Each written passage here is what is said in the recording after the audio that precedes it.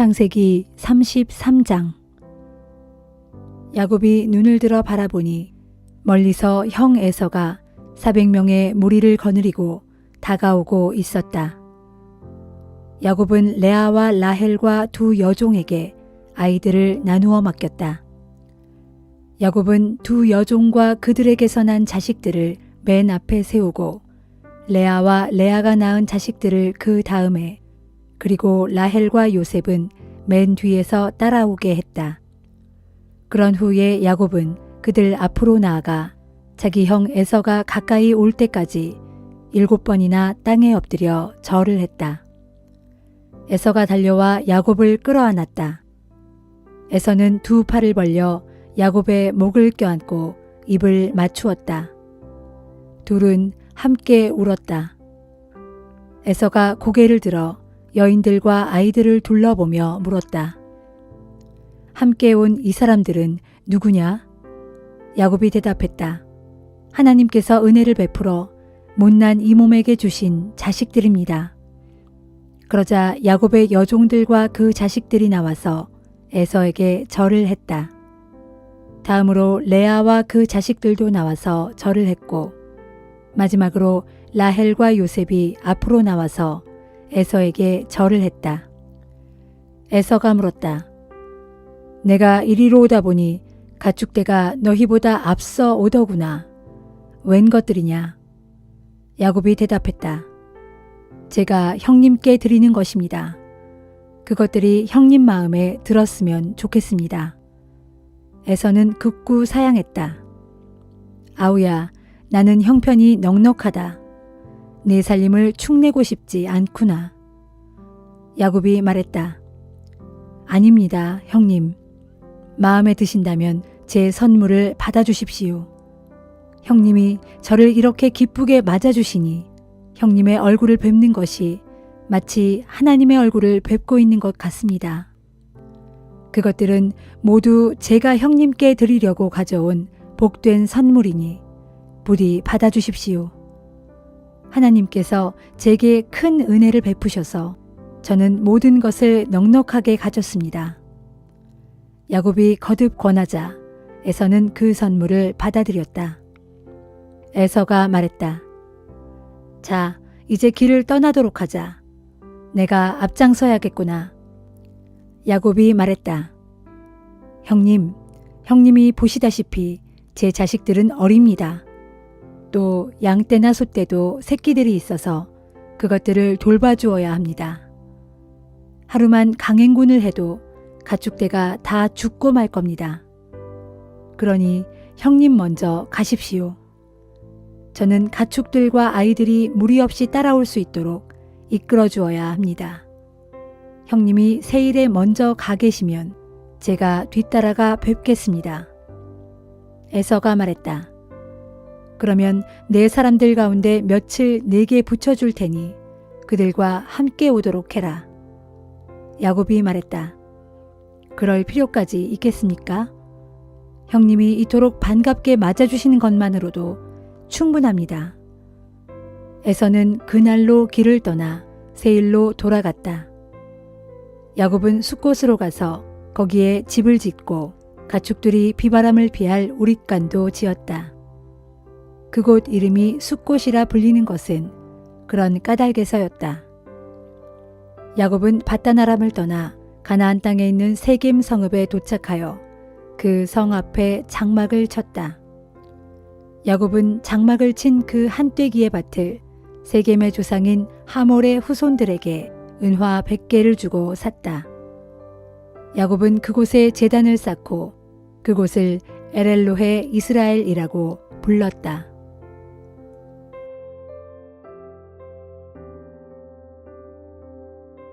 마가복음 4장. 예수께서 다시 갈릴리 호숫가로 나가 사람들을 가르치셨다. 그런데 모여든 사람들이 너무 많아서 예수께서는 호수 위에 배를 띄워놓고 거기 올라가 앉으셨다. 그리고 예수께서는 여러 비유를 들어 천국 복음을 가르치셨다. 잘 들으십시오. 한 농부가 씨를 뿌리러 밭에 나갔습니다. 씨를 뿌리는데 어떤 씨는 길가에 떨어지니 새들이 와서 쪼아 먹었고 어떤 씨는 흙이 얇게 덮인 돌밭에 떨어지니 싹은 곧 나왔지만 흙이 깊지 않아서 해가 뜨자 뿌리도 내리지 못한 채 말라버렸습니다.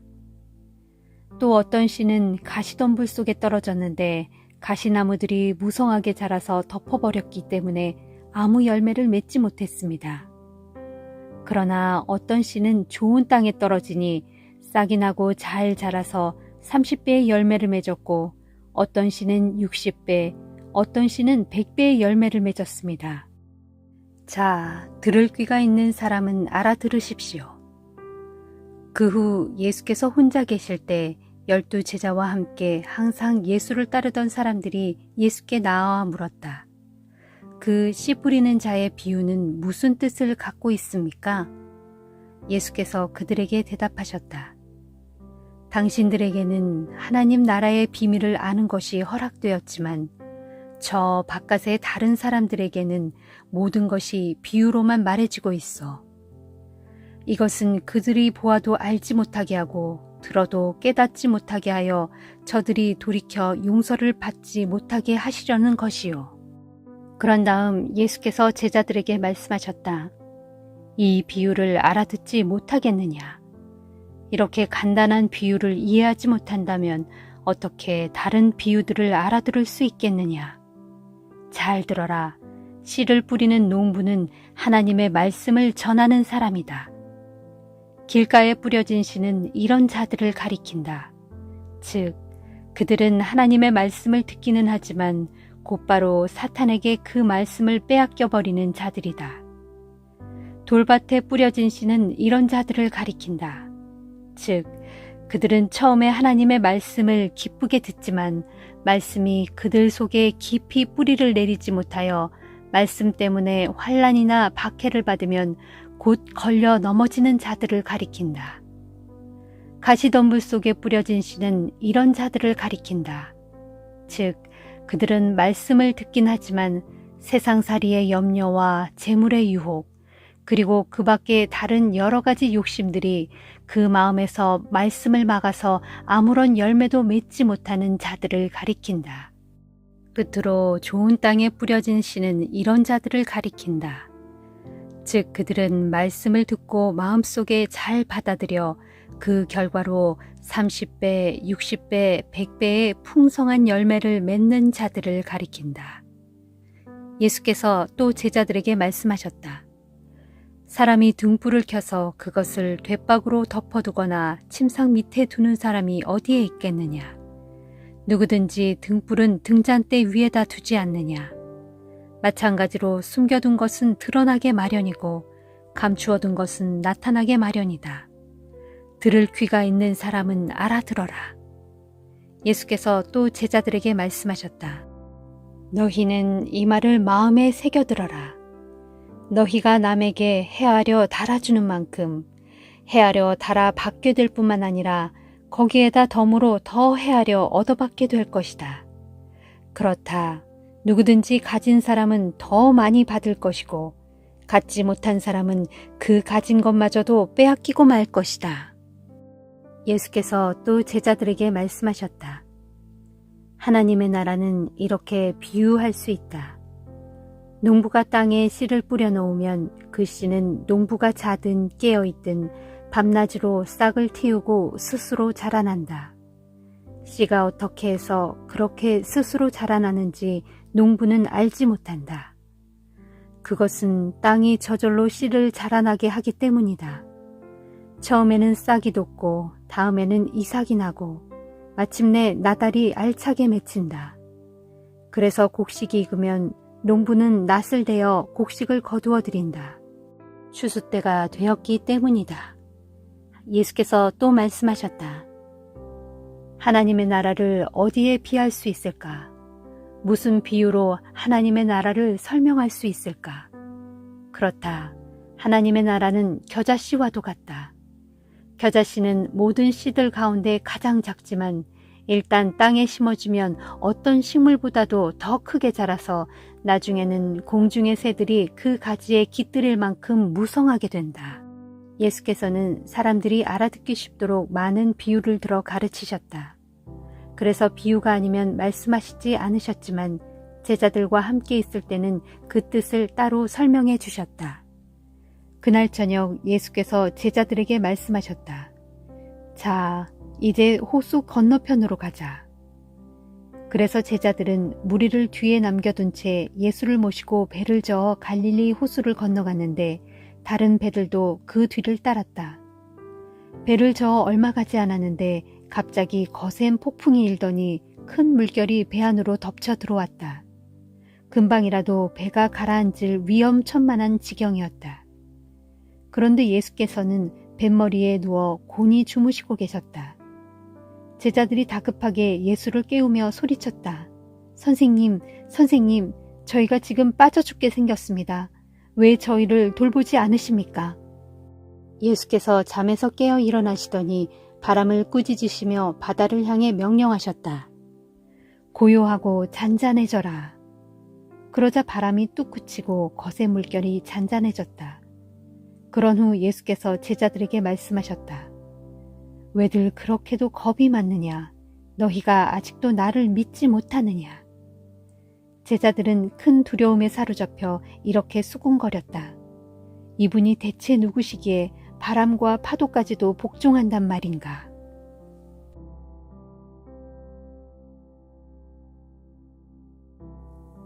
에스더 9장.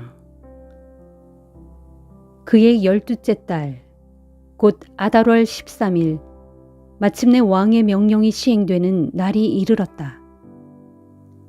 본래 유다 사람의 원수들은 이날 유다 사람들을 모조리 없애려고 준비하고 있었는데 상황이 바뀌어 도리어 유다 사람들이 자신들을 미워하는 사람들을 없애는 날이 되었다. 그날 아하수에로 왕이 다스리던 나라에 각처에 살고 있던 모든 유다 사람들은 자신들을 해치려고 한 자들을 치기 위해서 마을과 성읍에 모두 집결했다. 그럴지라도 모든 다른 민족들이 유다 사람들을 두려워하였으므로 아무도 유다 사람들을 대적하여 일어나지 못했다. 또한 모든 지방의 총독과 대신들뿐만 아니라 군대 지휘관들과 왕의 관리들까지도 모르드게를 두려워한 나머지 유다 사람들 편에 서서 적극 도와주었다.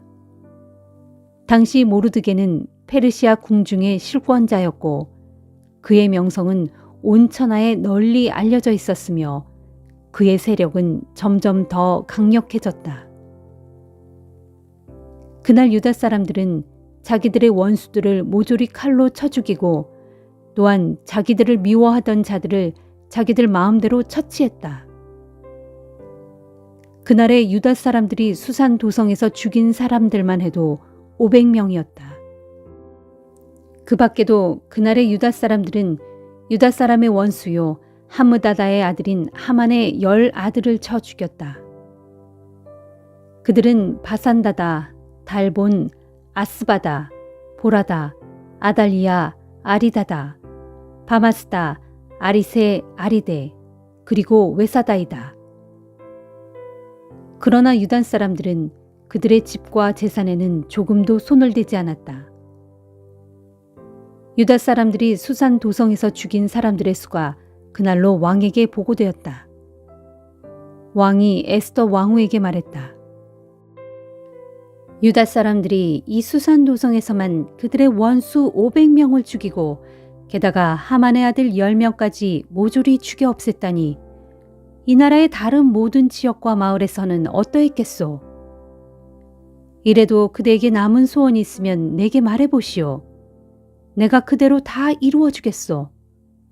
무슨 요구를 하더라도 내가 즉각 이루어 줄 것이오. 에스더가 대답했다. 왕께서 이 일을 옳게 여기신다면 왕의 조서에 따라 오늘 수산도성에서 유다 사람들이 자기들의 원수들에게 한 일을 내일도 계속해서 할 수 있도록 허락해 주소서. 그리고 하만의 아들 10명의 시체를 장대에 매달게 해 주소서. 왕은 즉각 에스더의 소원대로 시행하도록 명령을 내렸다. 그리하여 수산도성에는 왕의 조서가 새로이 공포되었고 하만의 10 아들의 시체는 장대에 매달렸다. 그리하여 수산 도성의 유다 사람들은 12째 달 14일에 또다시 집결하여 성중의 원수 300명을 더 죽였다. 그러나 원수들의 재산에는 조금도 손을 대지 않았다. 한편 페르시아 제국의 각 지방에 있는 유다 사람들도 단합하여 스스로를 지키기 위해 자신들에게 대드는 원수들을 7만 5천 명이나 쳐 죽였다. 그러나 이들도 원수들의 재산에는 조금도 손을 대지 않았다. 이 일이 일어난 때는 그의 12째 달 13일이었다. 그 다음 날인 14일에는 유다 사람들이 모두 쉬면서 즐겁게 잔치를 벌이며 기뻐하는 날로 삼았다. 그러나 수산 도성의 유다 사람들은 13일과 14일의 이틀 동안에 걸쳐 원수들을 처단하고 그 다음 날인 12째 달 15일에야 모두 쉬면서 즐겁게 잔치를 벌이며 기뻐하는 날로 삼았다. 이렇게 하여 성벽이 없는 지방의 여러 작은 마을에 사는 유다 사람들은 12째 달 곧 아달월 14일을 경축일로 정해놓고 그날에 잔치를 베풀며 음식을 나누어 먹고 선물도 서로 주고받았다. 모르드게는 그동안의 모든 일을 기록해 두었다. 그리고 그는 아하수에로 왕이 다스리는 페르시아 제국 전역에 살고 있는 원근 각처의 모든 유다 사람들에게 이런 규정을 정해 편지로 써보냈다. 곧 해마다 12째 달, 곧 아달월 14일과 15일을 경축일로 지키도록 하시오. 이날은 원수들의 소나기에서 벗어나 생명과 평안을 되찾은 날이요. 슬픔이 변하여 기쁨이 된 날이며 통곡이 변하여 환호성으로 터져나온 날입니다. 그러니 유다 사람들은 이날 잔치를 베풀고 이웃 간에 서로 선물을 나누며 좋은 음식을 나누어 먹고 또한 가난한 사람들에게도 선물을 나누어 주도록 하시오. 그리하여 각처의 유다 사람들은 모르드게의 지시에 따라 그때부터 해마다 그날이 돌아오면 축제를 열었다. 유다 사람의 원수인 아각 사람 함무다다의 아들 하만은 음모를 꾸며 유다 사람들을 모조리 없애버리려고 부루, 곧 제비를 뽑아 날을 정했지만 왕후가 왕 앞에 나아가 말하니 하만의 흉악한 음모는 결국 왕에게 폭로되었다. 이에 왕은 새로운 조서를 내렸고 하만이 유다 사람들을 해치려고 꾸민 흉계는 도리어 하만과 그의 아들들에게로 돌아가 그들의 시체들이 장대에 매달리게 되었다. 그러므로 유다 사람들이 원수들의 소나귀에서 벗어난 이 두 날, 곧 12째 달 14일과 15일은 부루라는 말을 따서 불임절이라 불리게 되었다. 이 모든 일은 유다 사람들이 직접 경험한 것이며 또한 모르드게의 글에도 적혀 있다. 유다 사람들은 해마다 이때가 되면 정해진 규정에 따라 이틀 동안 절기를 지켰다. 이 절기는 그들의 자손들은 물론이고 유다 사람으로 귀화한 사람들까지도 반드시 지켜야 될 제도로 정해졌다. 이 절기는 유다 사람이라면 어느 지역, 어느 성읍에 살든지 모든 집안마다 대대로 기억하고 지켜야 했다. 그리하여 불임절은 유다 사람들로서는 거를 수 없는 축제일이요 자손 대대로 결코 잊어서는 안 되는 날이 되었다. 그때 아비하일의 딸 에스더 왕후와 유다 사람 모르드게는 둘이서 함께 정권을 가지고 불임절에 관한 두 번째 편지를 써서 전에 쓴 편지 내용을 확정하였다. 불임절 때 지켜야 할 여러 절기의 규정들과 함께 위로와 격려의 말이 담긴 이 편지는 아하수에로 왕국의 127개 지방에 살고 있는 모든 유다 사람들에게 전달되었다. 이 편지로 인해 이틀간 계속 지켜야 하는 불임절이 최종 확정되었다. 이 불임절은 모르드게와 에스더 왕후가 직접 지시한 것일 뿐만 아니라 유다 사람들 스스로도 기꺼이 불임절을 자신들의 축제일로 받아들이고 확정하였다. 그래서 그들은 자신들뿐만 아니라 자기 자손들도 그때가 되면 하만의 흉계로 금식하며 슬피 부르짖던 일을 기억하고 반드시 이 절기를 지키기로 다짐하였다. 불임절에 관한 규정들은 이렇게 에스더의 편지에 따라 확정되었고 또한 그것은 모두 책에 기록하여 보관되었다.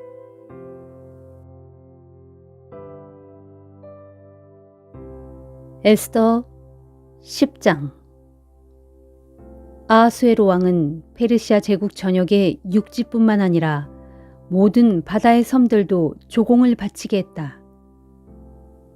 아하수에로 왕의 막강한 권세와 군사력을 입증하는 모든 업적들은 메데와 페르시아의 왕조실록에 다 기록되어 있고 또한 그때에 모르드게가 얼마나 높은 지위에 올랐는지도 그 책에 다 기록되어 있다. 유다 사람 모르드게는 높은 벼슬에 올라 페르시아 제국에서 아하수에로 왕 다음가는 실력자가 되었다. 그는 특별히 자기 동족을 위하여 많은 일들을 했고 언제나 자기 동족의 안정과 평안을 위하여 온 힘을 쏟았기 때문에 모든 유다 사람들에게 많은 사랑과 큰 존경을 받았다.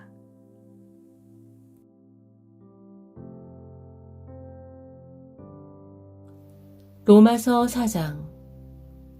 그러면 육신에 따라 우리의 조상된 아브라함은 무엇을 깨달았다고 할 수 있을까요? 사실 아브라함이 행위로 말미암아 하나님께 의롭다고 받아들여지게 되었다면 그에게는 자랑할 거리가 있었다고 할 수 있겠지만 그러나 아브라함은 하나님 앞에서 자랑할 것이 아무것도 없습니다. 성경은 여기에 대해 뭐라고 말합니까? 아브라함은 하나님을 믿었으므로 그로 인해 하나님께서 그를 의롭다고 인정해 주셨다 라고 되어 있습니다. 어떤 사람이 일을 하면 그의 품삯은 당연한 것이지 은혜로 주어지는 것이 아닙니다. 하지만 일을 하지 않아 아무런 공로가 없어도 경건치 않은 자를 의롭다고 하시는 그분 하나님을 믿는 사람에게는 그의 믿음이 하나님 앞에 의롭다고 인정을 받게 됩니다. 그래서 행위와는 아무 상관없이 하나님께 의롭다고 받아들여지게 되는 사람의 복됨에 대해서 다윗은 이렇게 말하고 있습니다. 죄를 지었지만 하나님께 용서를 받고 그 죄가 덮어진 사람은 얼마나 복을 받은 것인가. 주께서 그 죄를 묻지 않으시고 죄 없다고 인정해 주는 사람은 얼마나 복을 받은 것인가. 이런 복은 할례를 받은 사람에게만 내리는 것입니까? 아니면 할례를 받지 않은 사람에게도 내리는 것입니까? 우리는 아브라함이 그의 믿음으로 말미암아 하나님께 의롭다고 인정을 받았다는 것을 이미 말한 바 있습니다. 그러면 아브라함이 그렇게 인정을 받은 상황은 어떠했습니까? 그가 할례를 받은 후였습니까? 아니면 그 이전이었습니까? 그렇습니다. 할례를 받은 후가 아니라 그 이전이었습니다. 아브라함이 할례를 받은 때에는 하나님께서 그의 믿음을 보시고 그에게 복을 내리겠다고 약속하신 때보다 훨씬 뒤의 일이었습니다. 아브라함의 할례의식은 다만 그 믿음을 확증하는 표시였을 뿐입니다. 이처럼 아브라함은 할례를 받지 않은 상태에서 하나님을 믿는 모든 사람들의 조상이 되었는데 그것은 할례를 받지 않은 사람들도 하나님께 의롭다고 받아들여질 수 있다는 것을 알게 하기 위함이었습니다. 물론 아브라함은 할례를 받은 사람들의 조상이기도 합니다. 다시 말해 아브라함은 할례를 받은 사람들 뿐만 아니라 할례를 받지 않았더라도 우리 조상 아브라함이 할례를 받기 전에 지녔던 믿음의 발자취를 본받아 그 길을 따르는 모든 사람들의 조상이기도 합니다. 하나님께서 온 땅을 아브라함과 그의 자손에게 주겠다고 하신 약속은 아브라함이 율법을 지켰기 때문이 아니라 아브라함의 믿음이 하나님께 의로 받아들여졌기 때문입니다. 율법을 지키는 사람들이 상속자가 된다면 믿음은 아무런 가치가 없고 하나님의 약속 또한 쓸모가 없게 됩니다. 율법은 하나님의 진노를 불러오기 십상이기 때문입니다. 율법이 없는 곳에는 율법을 어기는 일도 없을 것입니다. 이런 까닭에 하나님의 약속은 오직 믿음에 근거한 것입니다. 그것은 아브라함의 모든 자손들, 곧 율법에 속한 자들만이 아니라 아브라함의 믿음에 속한 자들에게까지도 은혜로 말미암아 보장된 약속입니다. 아브라함은 우리 모두의 조상입니다. 이것은 성경에 내가 너를 많은 민족의 조상으로 세웠다 라고 기록되어 있는 것과 같습니다. 이처럼 하나님께서 보시기에도 아브라함은 우리의 조상입니다. 실로 아브라함은 죽은 자에게 생명을 주시고 없는 것도 있는 것처럼 불러내시는 그런 하나님의 약속을 믿었습니다. 모든 소망이 사라진 것처럼 보일 때에도 아브라함은 소망을 갖고 하나님의 약속을 끝까지 믿었습니다. 그리하여 마침내 너희 자손이 이와 같이 많아질 것이다 라는 하나님의 약속대로 많은 민족의 조상이 되었습니다. 아브라함은 100살이 거의 다 되어 자기 몸이 죽은 자처럼 연약해졌고 이내 사라의 태 또한 기능이 다해 죽은 것이나 마찬가지였음을 알면서도 하나님의 약속을 믿는 믿음이 조금도 연약해지지 않았습니다. 아브라함은 하나님의 약속을 굳게 믿고 조금도 의심하지 않았습니다. 도리어 믿음이 날로 더욱 굳건해져서 하나님께 영광을 돌리기까지 했습니다.